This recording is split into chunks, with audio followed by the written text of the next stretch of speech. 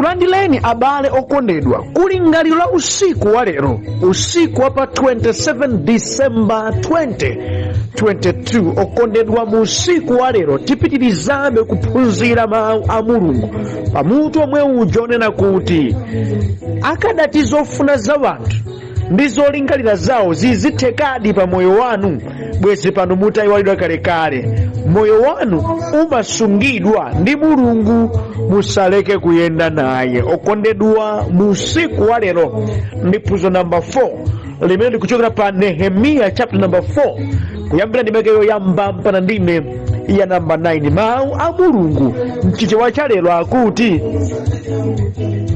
Sanibalati atamva kuti tikumanganso khoma anapsa mtima kwambiri, nayamba kuseka ndi kunyodola Ayuda kwambiri. Ndipo anayankhula pamaso pa abale wake ndi asilikali a Samariya kuti, kodi Ayuda ofokawa akuchita chiyani? Kodi iwo nkumanganso khoma? Kodi adzaperekanso sembe? Kodi adzatsiriza ntchitoyi tsiku limodzi? Kodi adzachita kutenga miyala yakale ija ndi mmene inapseramo? Tobiya wa ku Amoni amene anali naye anati, chimene akumangacho ngati nkhandwe itakwerapo itakugwetsa khoma lawolo. Tsono ndinayamba kupemphera kuti, tamverani inu Mulungu wathu mmene akutinyozera, mulole kuti mawu awo onyoza awabwerere, ndipo atengedwe ukapolo ku dziko la chilendo. Musawakhulukire mphulupulu zawo kapena kufafaniza machimo awo pamaso panu, popeza aputa ukali wanu pamaso pa anthu omanga khoma. Choncho ife tinamangabe khomalo kufikira lonse ndilafika theka la msinkhu wake, chifukwa chakuti anthu anagwira ntchitoyo ndi mtima wawo wonse. Koma pamene Sanibalati, Tobiya, Arabu, Amoni ndi anthu aku Asidodi anamva kuti ntchito yokozanso makoma a Yerusalemu ikupitirirabe ndipo kuti mipata ikutsekedwa, anapsa mtima kwambiri.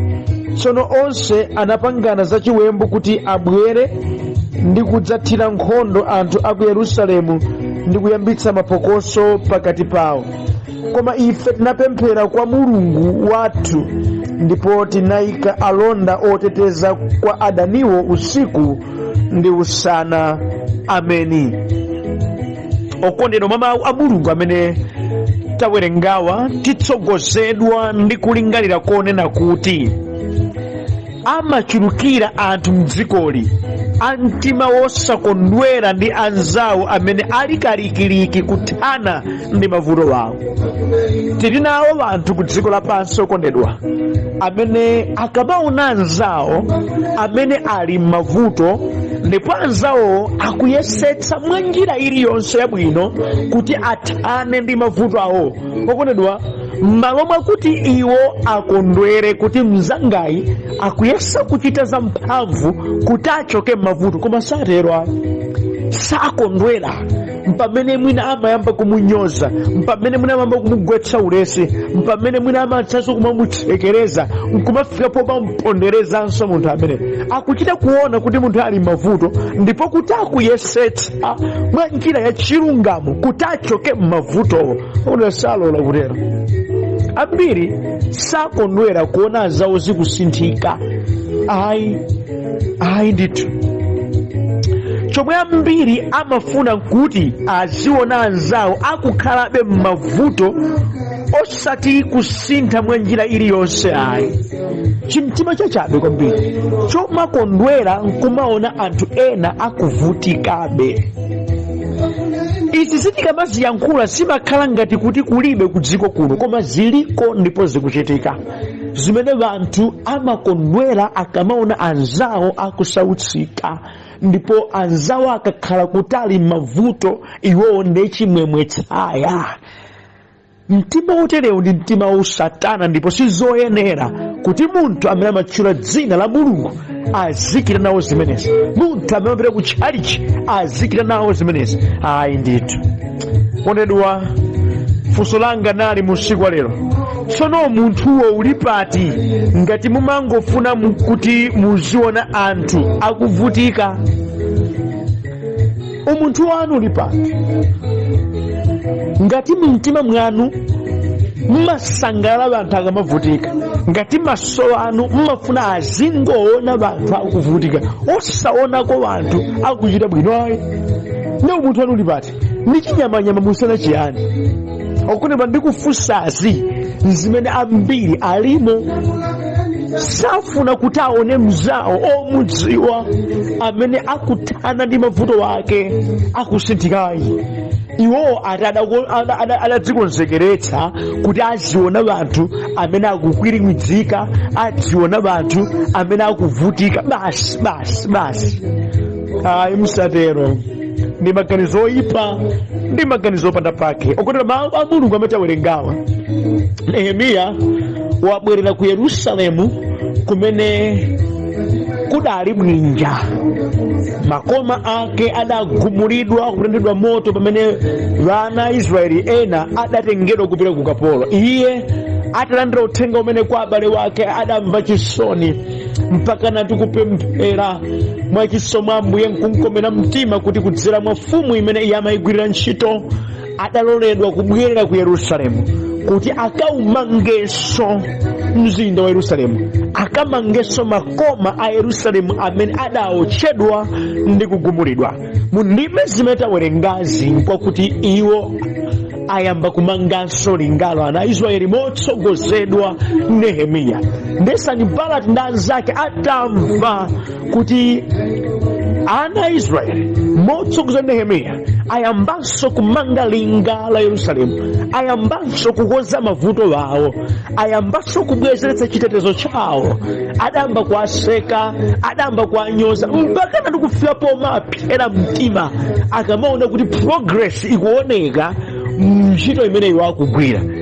Kuti zimene zilionetsa poyera kuti zinasika makuonderani moyo mwanu zikati zili bwino saliyense amene amakondwera ayi. Wena atu malingaliro awo nkufuna kuti iniwo mudzivutika, wena malingaliro awo nkuti iniwo mukhalebe pansi muziponerezeka, wena malingaliro awo nkuti iniwo basi mudzikenda koma movutika kwambiri pamene iwo akhoza makondwera. Modi chimene amayembekezera moyo mwanu ndi kuti muonetsoka basi iwo adziseka pwepwete. Anthu oyipa, anthu a mtima usatana, monga Sanbalati amachitira. Mwatiyamika Mbuye amene sakwaniritsa malingaliro awo kuti atheke ayi, chifukwa kati awapatse mpata kuti maganizo awo athekedi. Okondedwa abwezi ochuluka ali kumanda, koma zikomo Ambuye Yesu amene amachinjiriza ana wake. Ameni. Okondedwa mawu a Mulungu amene tawerengawa tiphunziramo zinthu zinayi izi. Choyambirira, alipo wanthu amene safuna kuti inuyo muzichita zothana ndi mavuto wanu. Ichi mudziwa kuti ku dziko lapansi kuno tili nawo wanthu amene safuna atamaona kuti inuyo mukuthana ndi mavuto wanu. Moti mukamaperekera umboni kuti ndali ndi vuto ili, ndatsata njira iyi, vuto ili ndathana nalo, okuti amayipidwa mkati mwawo, amamva kupweteka mkati mwawo, chifukwa chimene iwo amafuna nkuti inuyo mudzikhalabe ovutika. Okuti atili nawo wanthu amene safuna kuona gulu likuthana ndi mavuto wake, safuna kuona mpingo ukuthana ndi mavuto wake. Ayi, chimene iwo amafuna nkuti aone gulu likuzunzika, aone mpingo ukuvutika, aone munthu akusautsidwa pamene iwowo chimomwetsaya. Anthu a mtima wankhwidzi ngati achina Sanbalati, anthu amene miyoyo yawo idakhazikika kuona wina wake akusowa mtendere, wina akusowa pogona, wina akusowa chofunda, wina akusowa sapato zenizenizi, wina nkumakondera hede tikamakamba za mphawi timanena anthu oterewa. Modi chikhale chokondweretsa chimenechi? Ndi anthu oterewa akaona kuti iwo aja amene ali m'masautso akuyesa paokha mosafunanso thandizo lawo paokha kuthetsa mavuto awo, iwo ajanso nkumakwiyaso. pena ukumaganiza ukozomati kodi mtundu wotere wa anthu uli kodi? Yankho langa inde uliko. Mwinanso ina mudaonapo kale anthu amaganizo otere. Mwinanso mwina ena ndinuyo mukundimva pano payi, munthu amaganizo oyipa amene mmakwiya mkaona wina wake akuthana ndi mavuto wake. Amene akondedwa anthu oterewa amakondwera akamaona anzawo akudandaula, moti chimene amayembekezera kuti amve m'makutu mwawo ndi madandaulo ochoka kwa wanthu amene akudutsa mululu wa mavuto osiyanasiyana. Ati mukamadandaulira ine ndagona nayo njala, ine ruma nuvutika yapa, iwo basi muti aha unde moyo. Yeti iwo sakuziona zovuta zimene winayo akudutsamo. Anthu achabechabe ko basi. Alipo wanthu amene safuna kuti aziona kusintha mmoyo mwanu. Hayi mukudziwa mukhoza kukhala pina amene muli ndi adani wena, kapena nene kuti ena ake amakudani, mwina mmafunsafunsa nkumati kodi awa ndawayamba chani, chimene ndawalakwira ine nchiyani kuti azindionetsa msunamo wotere. Mudzasakasaka simudzachipeza, koma musiku wa lero ndimati ndikuwuzeni chimodzi mwa chimene chimawapangitsa kuti adzikukwiyirani ndi kusasamala za inu, nkuti moyo wanu ukusintha. Moyo wanu ukusinthika, zayamba kuyenda pena pake. Mwinanso nkutheka mwayamba kuwaposako m'machitidwe anthu ena, sakulandira chimenecho. Ndi anthu achabechabe amene savomereza za kusinthika kwa moyo wanu. Ndi kukwiya konseku, ndi minyozo yonseyitu, ndi mabodza onse akukunenerani iwo athu, nkhani yake nkuti inuyo pena mpena zikusinthika moyo mwanu. Ambuye akuchita nanu chokhachi chakwana kuti chibweretse msunamo pa nkhope yawo, chokhachi chakwana kuti chibweretse matsinya pa nkhope yawo ngati mizere ya mbatata, kukwiya munthu chifukwa chakuti moyo wanu ukusinthika. Okondedwa, alipo wanthu amene amafuna muzikhalabe wapansi nthawi zonse, muzikhalabe wapansi, pasapezeke step yoti musunthe. Ayi, iwo azikuona inuyo ngati wapansi. Mukangosunthapo udani wakwana, chifukwa chapezeka chokunyozerani, chokunamizirani, chokutsekerezerani, chifukwa chapezeka choyambana nanu. Bwanji mwasinthika mtima, mwasinthika muzochita, moyo wanu ukuyenderani. Ndi mmene lakira Sanbalati amachitira. Atamva kuti ana a Israeli akumanga khoma la Yerusalemu, akubwezeretsanso chitetezo chawo, adakondwera kodi? Hayi, adayamba kunyoza, adayamba kubwebwetuka, zidayipira, zidanyasa. Funso nkumati ndiye ana a Israeli alakwa chiyani kukonza mavuto awo? Chafuta chiyani? Zakutsobolani bwanji kuona kuti ana a Israeli aona kusauka kwawo, ndipo mukudzera mwa Nehemiya alimbikitsika ndipo ayambanso kumanga linga lawo? Chavuta nchiyani kuti mpaka na inu mukhale ndi chikwinimbi chotere, mukhale ndi kupsa mtima kote? Chakusautsani nchiyani? Ayi, ndi kuyipa mtima koto zikuchitika ndukambasi. Pena ukamaoneka m'malembo mwati koma ichi munthu angachite, akuchita wanthu zimenezi, zili m'makwalala zimenezi. Mwinanso mukumvanu ndinu amodzi amene mukuchita zimenezi, moti wina amene njerekeza akugwiritsa ntchito ndi inuyo. Munthu wachabe kwambiri, munthu wopata pake. Kamundimva kale, ntchito izi nzamjerekezitu sizinafunika inu mudzichita nawo. Ayi, that's why munafuna mutala pa tchimo lanuli ndi kuyamba zokwatsopano ndi Ambuye. Ameni. Chachiwiri ndi chokondedwa, chivomerezeni ichi mu mtima mwanu kuti pamene mwayamba kuchita zinthu zakuti zikukuthandizani, onyoza ndi woderera ngakhalenso wotsekereza sadzalephera kupezeka moyo mwanu.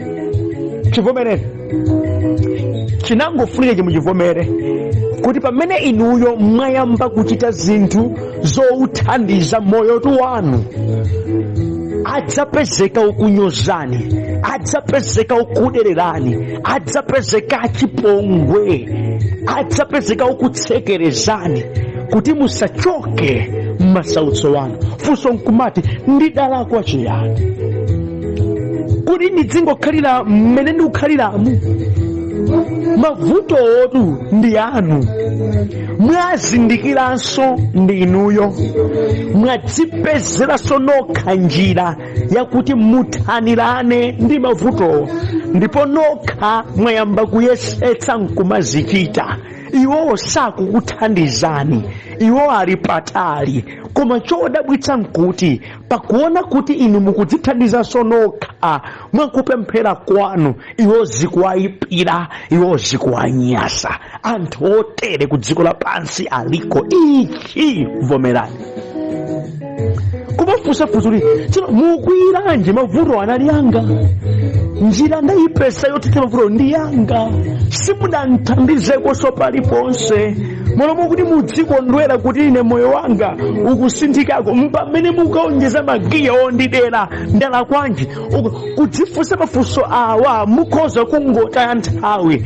Ndili ndi mawu musiku wa lero, chonde chivomereni. Anthu otere ku dziko kuno aliko, chitsimikizike ichi mu mtima mwanu. Oyipawo alipo Mufani kambe nanu pamene mukuchita zanu kuti moyo wanu usinthike, alipo wena adzakhala bize kuma kunyozani, bize kukuchitani chipongwe kwambiri, bize kuyipitsa dzina lanu. Inu mwazindikira vuto lanu, ndiye mwapeza njira yakuti vuto langali kuti lithere ndidzitere, ndipo mwayambadi kuzichita nezamba kuonetsa kuti zikugwira. Onyoza adzapezeka, angenda afuna atani, awanikaniso awa apita nazo kuti sapita nazo patali. Iwe nkumada kuti ngapempha ndani kodi uli adzindiyang'ana? Ayi, sudapemphe kuti akuyang'ane, sudapemphe kuti akambeza iwe, sudapemphe kuti iwowo maso adzitsegula namachita za ayi. Okha kudzipatsa bize, okhaso nkumakwiya nawe, okhaso kumatsogolerwa mu mtima, nditu umasauka mavutika okha. Chivomereni, oyipa cha mtundu otere ku dziko lapansi aliko ati. Ongagalairazani balata alipo. Ana Israeli amangodzimangira khoma lawo limene dawonongeka. Awa sisimakhudza ayi, koma tamvani mnyozo umene akubweretsa. Afuna angatani, afuna achite chiyani, apita nazo kuti nzosalimba, nzosalimba. Chakuvutani nchiyani? Zikukhudzirani pati? Sizikukhudzani koma mukhala zobiza. Ndausana umene ndiutchulawo umene ndikuipa mtima umene ndikapako kumene anthu otere kudziwa basa aliko, amene afunika lapa ndithu chifukwa si moyo wa Mulungu umene akuonetsa ayi. Abusa koma otere waso amapezeka m'machechi ndi amene kuti alapewa amenewo, chifukwa si moyo umene kumwamba kudatipatsa ife olutchula dzina la Mulungu tikozikhalira ayi. Ameni. Ndimvetsani okondedwa. Chachitatu, musamabweze choyipa ndi choyipa, koma ndi chabwino gonjetsani choyipa. Ameni. Mukawazindikira anthu otere, choyambirira thamangirani kupemphera. Lolani Ambuye azichitabe mkati mwanu. Mlekereni Mulungu akhale Mulungu mnyengozo.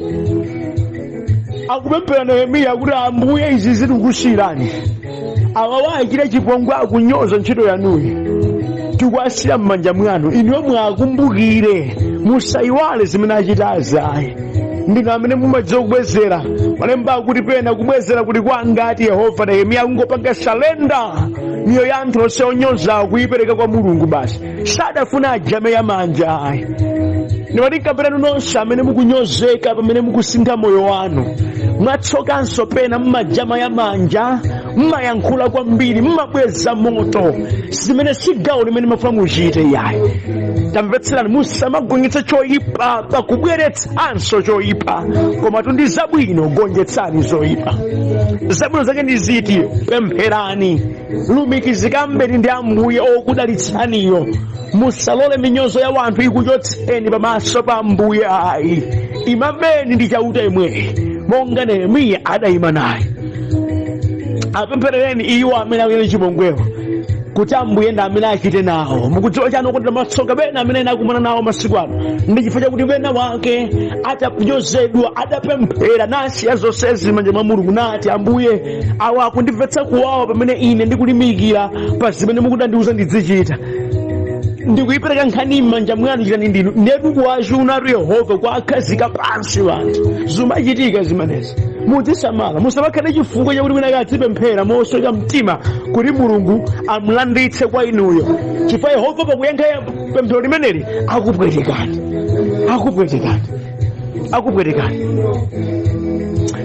Andimvetsani, sipafunika kuwayankha mtopola wawo otera anthu oterewa. Ayi, musamasauke nazo mtima. Sikufunika kumayankha mtopola wawo. Ayi, iwo already nda mtopola, already nda achipongwe, already sakufuna inu mudapita patsogolo. Moti minyozoyo akukambira da pafupi nanu kuti muyankhe, kuti mukayankha akusokonezeni pa chimene mukuchitacho. Osamayankha zina. Ayi, musakhelenso wamwebwe inuyo. Ayi, zina muzikhala chete, osayankha kena kalikonse. Ndizofunika. Ameni. Ndizofunika. Alipoti wena ukondedwa amakhala tumbiza akapapena kungowanyoza kumatiwo basi nawonso kubwezeranso. Moti ndikuyankhula pano adathothoka pamaso pa Ambuye chifukwa pakamwa pawo pamatukanso maphuzo munthu oti amapemphera bwinobwino. Osamatero ayi. Nehemiya ngakhale amamva minyozo yotere sadabwezeke na kalikonse. Ayi, adapitirizabe kugwira ntchito. Sadafune kugonjetsa choyipa pakubweretsanso choyipa. Ayi, koma adalola kuti ndi chabwino chopemphera chochilimikabe choyimabe pamaso pa Ambuye agonjetse choyipacho. Mudziwe chani, kugonjetsa kwabwino kwa zimene anthu amanyoza ndikungolimbikabe ntchitoyo, ndikungolimbikabe zinthu zimene zikusintha moyo wanuzo. Moyo wanu ukasintha, kusintha kwa moyo wanu ndiye chidzakhale chipambano chigonjetso kwa iwo. Onyoza akamanena kuti awa sadzapita patsogolo, awa zathera maza, inu limbikani ndipo muonetse kupambana. Pamawa zina adayamba kuti mwina ngati kuzochepa mwa madapita patsogolo, ndi mmene amachitira kazi kuyabe zilibe ntchito, koma kuti adzaona chipambano. Maonekedwe a chipambano chanu ndi amene adzakhazike chete, osamabweza mtopola. Ayi, inu kazalimbikani zimene muchitazo. Chifukwa chofunika kwambiri sikuti anthu akuyamikeni, chofunika kwambiri kuti moyo wanu usinthike, moyo wanu upite patsogolo. Anazi adaona chimenechi kuti ife kuti tifotokozere kuti ati umangadzi nzolimba ngakhale nkhandwe itatipo ndipo singagwetse zidali zopanda ntchito, chifukwa iwo amafuna angomangalinga chitetezo chawo cha mphamvu chipezeke. Adaona kugwira ntchito kofunika koposa kuwayankha. Inunso muone zimene mukuchita ngati za mphamvu zoposa kumayankha miseche, minyozo ndi zopanda pake. Talolana azinyoza ali mpaka mwanyoze munganganyozere adzitaya nthawi. Malomo okachita zinthu za phindu amakhala mtima upo makukambani. Kodi atakukambani mudaondapo? Atakukambani nkhope yanu idasintha? Atakukambani kuti inu mudada? Akungotaya nthawi chabe. Musatengere ndipo musabwezere. Kazichitani za phindu moyo wanu. Kamundimva kanu kamwadiye natu pano amene makhala busy basi, koma inawonso malomo oti adzipite kutsogolo ati amasakasaka kuti amva chani zimene anthu amanena za iwo kuti akabweze faya. Ayi, zingokutera nthawi zimenezizi. Inunso mukhala ngati opanda nzeru. Kumbukani malemba akuti ukamalimbana ndi chitsiru anthu ona sasiyanitsa amankulira nonsenu ndinu anthu opanda pake. Taleka anthu opanda pake adzitero. Trading imapezeka imakombanso ndi anthu amisala. Imapezeka anthu amisala mu trading. Ndechidzizo kuti muli pansika ndezinazo kuti ayi tili pa trading akondedwa. Amisala sale propezeka. Tiye ndidzipitani. Kamundimvetsaka. Ena nu consider them as mad people. Ngati anthu amisala basi. La amabwebweta. Momwe pa trading papezekanso amisala. Pazani. Ndenkhani limene ikuthandizani. Chotsiriza okondedwa. Khalani banthu olimbika mtima muzochita zanu. Mwakuti ngakhale anthu atakunyozani motani, inuyo musatekeseke. Inuyo muzichitabe chimene mukudziwa kuti ndi chaphindu, ndi chabwino, ndi chokuthandizani. Ameni. Mukhale olimbika mtima, osatekeseka ndi minyozo. Ngakhale pakatikati pa mnyozo inu muzikhalabe akuchita zothandiza ndi zabwino zopititsa patsogolo moyo wanu. Ameni. Tamvetsa, pamene mudzakhala mukuchita zotere, okwiya adzakwiyabe. Tanawerenga mawu a Mulungu akuti pamene amamanga belingalo ayinasani balati pamenenso amakwiyirakwiyira. Koma nokukwiya kwawo sikudapangitse kuti ana a Israeli aleke kumanga linga ayi. Mpaka nati kufika pokwanga chiwembu kuti tikasokoneze zimene akuchitazo, ana a Israeli sadaleka, adangoyika zotetezera kuyika anthu ankhondo usana ndi usiku aziulondera mpandawo mpaka adakwanitsa kumanga moyenerera. Ndimati ndikupangireni mu usiku wa lero mudzikhalabe ndi zochita zanu zamphamvu. Ngati mwaona kuti izi zikundithandiza ineyo, ndimapemphera, ndimayenda izi, ndimapanga izi, chitambeni. Ndichita bwanji abusa popeza anthu okwiya? Anthu okwiya akwiye, koma inu chitambeni. Kaya onyoza anyoza ali mpakamwa, akhoza kunyoza monga anganyozere, koma inu kazipita mbeni. Achipongwe achite zipongwezo, koma inu musaleke kuchita zabwino, musaleke kudzithandizira kuti moyo wanu usinthike. Ndi mmene tu anthu a Mulungu amafuna aziyendera. Sikuti tidzayenda nkuyamikirira kokhakokhayi, otinyozanso adzatinyoza, koma tisaleka kuchita zotithandiza mmoyowo. Minyozo ikhale mafuta amene muzidzola nkumanyezimira kupita patsogolo. Ameni. Inu musaleke kugwira ntchito yosintha moyo wanu ayi. Ndipo Ambuye akuthandiza, ndipo Mulungu savomereza kuti malingaliro awo atheke pa inu ayi. Takumbukirani itu paja kunena kuti madzi akuda salepheretsa mtengo kuti ukule ayi. Kakaleru mtengo kumauthirira ndi madzi akuda, mtengo umasangalalabe, umakulabe. Nutanthauza chiyani? Ngakhale moyo wanu angaunyoze kupakapaka zochitika, mudzikulabe mwathanzi, mudzichitabe zamphamvu, ndipo kuwala kwanu kudzionekabe. Musadenkhawa ndi minyozo imene kubwera ayi. Minyozo ikubwera chifukwa kuti inuyo muchita zosintha moyo wanu. Mudakati mukungokhala chete, osabwebwerukawa sakadabwebweruka. Chiwapangitsa kuti asowe mtendere nkukukwiyani kwambiri mpaka kufuna panga ziwembu, nkuti aona kuti china chake cha mphindu ndi cha mphamvu chikuchitika ndi moyo wanu, ndechiwasowetsa mtendere. Lenkhani liliapo. Osadankawa Ambuye ndi wabwino amene sadzakwanitsa m'maganizo awo kuti atheke ayi. Inu kaziyeni za phindu zothandiza moyo wanu mosangalala zedi, ngakhale mutakhala pakatikati pa minyozo. Nehemiya ndi ana a Israeli adamanga belinga, akunyozedwa, akuopsezedwa, mpaka nadafika pomalizitsa. Inunso china chimodzimodzi ndi moyo wanu, kuti pakatikati pa zokusautsani, zokunyozani, imani ndi Ambuye njii.